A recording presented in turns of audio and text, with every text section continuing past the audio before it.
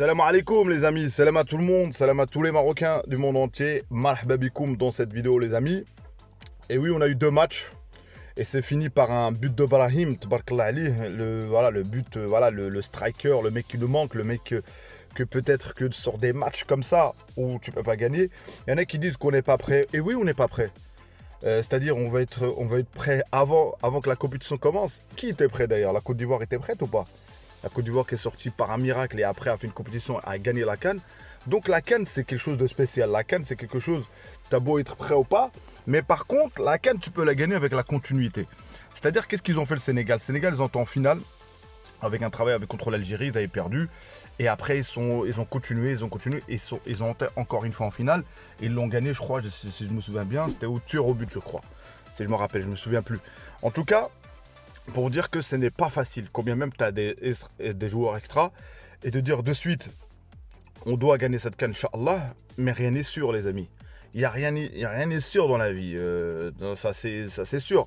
Mais en tout cas, Inch'Allah, on fait tout pour la gagner. Par contre, pour remplir les conditions de la gagner, ce que je pense, c'est avec un jeu avec une grosse possession. Je pense, moi, à mon humble avis, avec une grosse possession, avec une densité, avec des meneurs de jeu. Notamment si on regarde bien, sur le premier match, on avait Al-Khennous, on avait Brahim, tout ça. Donc je pense avec une grosse possession. Et à un moment donné, tu as des joueurs comme Brahim, comme Ziyech, comme il y a même Ziyech, on est tombé dessus, tout ça. On a bien vu l'importance d'avoir de l'expérience. Tu gagnes pas une CAN sans expérience, ça aussi. Donc, et aussi la question je vais en parler à la fin, qu'à chaque fois la même chose. Walid, est-ce qu'il doit démissionner? Ça, c'est très grave. Abonne-toi, commente, like, place à la vidéo. Donc voilà les amis, sur le deuxième match, il y a des critiques, oui. Nous-mêmes, on peut critiquer. Moi, je sais pas. Moi, j'ai l'impression que des fois, c'est comme si j'étais un avocat où je devais défendre Walid ou pas.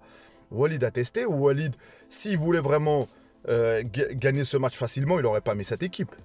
Il n'aurait pas mis des joueurs comme Aznou et Adli sur un côté qu'ils n'ont jamais joué ensemble.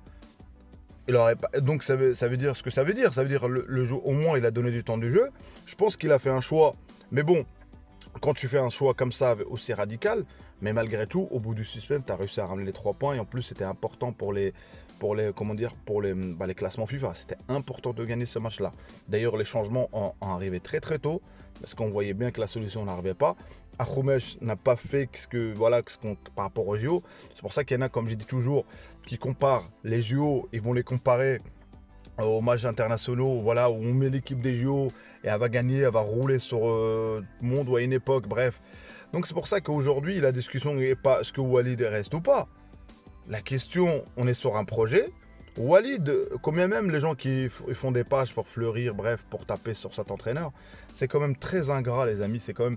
Oui, sur la CAN, c'était un échec. C'est lui-même qui l'avoue, qui le dit. C'est visible qu'il l'avoue ou pas, c'est visible. Mais entre-temps, il y en a qui disent ouais, tactiquement, on n'a rien. On a mis 5 buts. Il y en a, ils font des spectacles comme l'Égypte, entre guillemets. Ils ont parlé de la Côte d'Ivoire, tout ça. Mais au deuxième match, on a mis quoi comme équipe? Eux, l'Égypte, ils ont mis les Salah, tout le monde. Hein. Que ce soit les 2 matchs, ils ont mis toute leur équipe effective. Donc on n'est pas sur le même processus. On a plus de joueurs que. C'est-à-dire, il y a à un moment donné faire des choix et la cohésion. Et donc c'est pour ça que quand tu fais autant de joueurs, tu changes autant de joueurs. C'est normal qu'il n'y a pas d'automatisme. Mais je pense qu'on les a. On a nos certitudes sur certains points. La paire de défense, on a bien vu que Abdelhamid il a fait son job, on l'a demandé, on a bien vu aussi Abkar, tout ça. Mais Chadiriyad, Aguerd, c'est la meilleure paire de défense. Vivement, Inch'Allah, le retour de Chadiriyad. Chadiriyad, il porte le ballon, tout ça. On a bien vu aussi nos latéraux. Quand bien même, on a vu Aznou, il a le temps de progresser. La différence avec l'Erdim, Aznou, il a eu sa chance. Je comprends pourquoi au Bayern, on parle de lui comme un futur talent, un futur crack.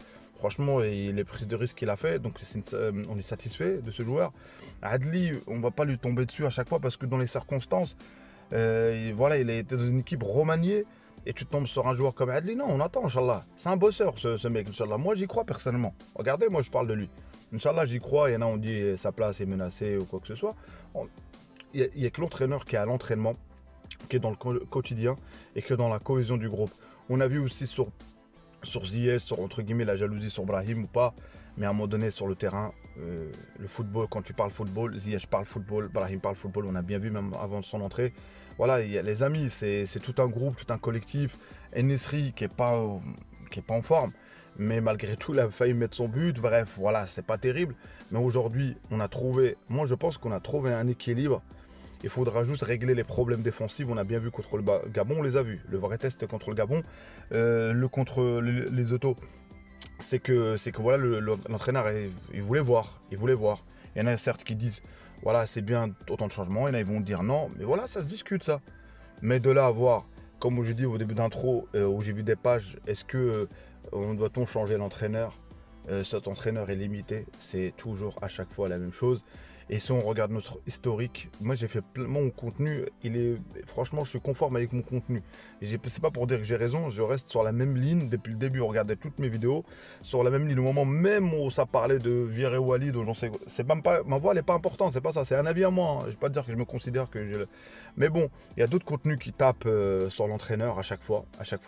À croire que aujourd'hui, si on change d'entraîneur, c'est sûr qu'on va gagner la CAN, on va gagner la Coupe du Monde. Et il y en a même, ils se posent la question, l'entraîneur, le meilleur entraîneur qu'a eu le Maroc, et actuel, en ce moment il est là, c'est Walid.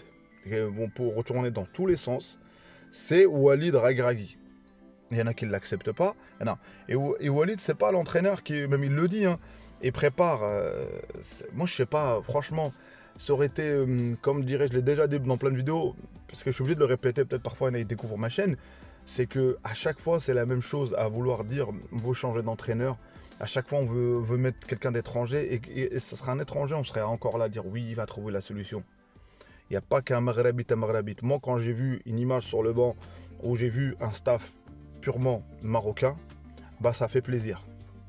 Ça fait plaisir. L'entraîneur, est-ce qu'il travaille depuis la CAN? Il travaille. L'entraîneur, s'il voulait gagner des victoires facilement, il mettrait tout le monde. Il mettrait toute l'équipe titulaire, il mettrait c'est bon et basta. Et on gagne. Là on gagne, on aurait gagné nos points avec un score. Parce que il suffit dans un match, ces équipes-là, on a bien vu qu'on a mis notre but, même s'il restait quelques minutes, on a bien vu que la défense s'est ouverte. Donc c'est-à-dire que tu ouvres le score rapidement. Et il y a aussi l'info, et la fédération a recruté quelqu'un qui est spécialiste dans les coups de pied arrêtés. Et ça, on en avait besoin. Ça, on en avait besoin, extrêmement besoin par rapport... parce que je trouve les coups de pied arrêtés, les corners, on n'est pas très efficaces. Sincèrement, malgré les combinaisons, à part Hakimi quand il arrive à mettre ses coups francs, mais sinon on n'est pas très efficace. Et là, ça fait plaisir, c'est-à-dire c'est un entraîneur qui va s'occuper de tout ce qui est coups de pied arrêtés. Et ça fait plaisir. Comment les joueurs ils vont te placer, comment à ce moment-là. Donc ça, et on progresse. On prépare une équipe, pas que pour gagner pour la CAN, mais pour aussi, Inch'Allah, faire quelque chose en 2026. C'est-à-dire on a 2 projets en même temps et on va l'organiser, Inch'Allah. Donc ça veut dire que ça va être difficile. Il faut être derrière le Muntakhab. Et voilà, c'est à mon humble avis. Les critiques, moi j'accepte. Les amis, la plupart qui m'ont commenté ou qui n'étaient pas d'accord avec moi, ok, moi c'est tout le monde est d'accord avec moi. C'est comme il y a une citation, ou je sais plus, c'est un général qui a dit ça. C'est tout le monde pense pareil, c'est que personne pense. C'est-à-dire on a le droit de penser différemment. Mais de là à revenir à chaque fois, dans chaque rassemblement, après les 2 matchs, malgré qu'il y a de la victoire, malgré le 4-1 qu'on a eu contre le Gabon, oui, l'entraîneur est limité. L'entraîneur, on doit le virer. Ça c'est grave. Moi je ne changerai pas d'avis. Moi j'y crois, Inch'Allah. Inch'Allah que l'entraîneur il réussit, c'est-à-dire c'est le Muntakhab qui réussit, c'est nos joueurs. Et sans parler qu'aujourd'hui on a une grande équipe, Masha'Allah, et de garder cette mentalité. Et c'est la première fois qu'on met un joueur de 18 ans avec un talent et qui joue au Bayern, Masha'Allah. Peut-être il va signer son premier contrat pro. Je ne sais pas s'il l'a signé ou pas, je crois qu'il l'a déjà signé. Mais en tout cas, j'espère qu'il va intégrer l'équipe, au moins l'équipe A. Et franchement, alhamdoulilah, que du plaisir, on avance. Le drapeau marocain, il va flotter, Inch'Allah, pour la CAN. Pourquoi pas la Coupe du Monde, un C4. Il faut y croire, les amis. Tem Rabit. Et Tem Rabit, on est des Marocains de Tanja Al Gouira. Donc voilà, merci à vous, Barakallahu Fikoum pour la force, Barakallahu Fikoum pour le soutien. Abonnez-vous si vous n'êtes pas encore abonné. Commentez, likez aussi et mettez la cloche pour recevoir la notification, parce que pour recevoir la notification à chaque fois de Abdel Dima 212. Ciao ciao, à une prochaine vidéo les amis.